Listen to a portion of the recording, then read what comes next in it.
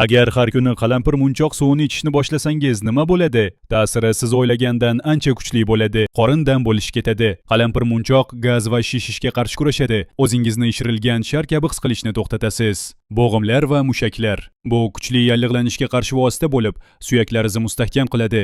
Agar og'zingizdan yomon hid kelsa, qalampir munchoq bakteriyalarni yo'q qiladi, og'iz bo'shligini tozalaydi va milklarni sog'lom saqlaydi. Antioksidantlar, immunitet uyg'onadi, organizmingiz kuchga to'ladi.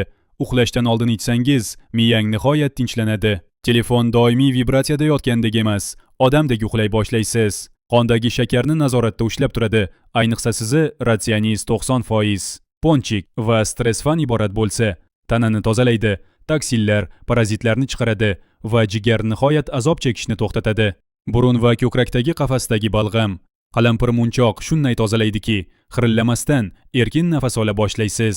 Kommentariyada plyus qoldiring. Men sizga qalampir munchoq qanday damlash, qanday ichish kerak to'liq ma'lumot yuboraman.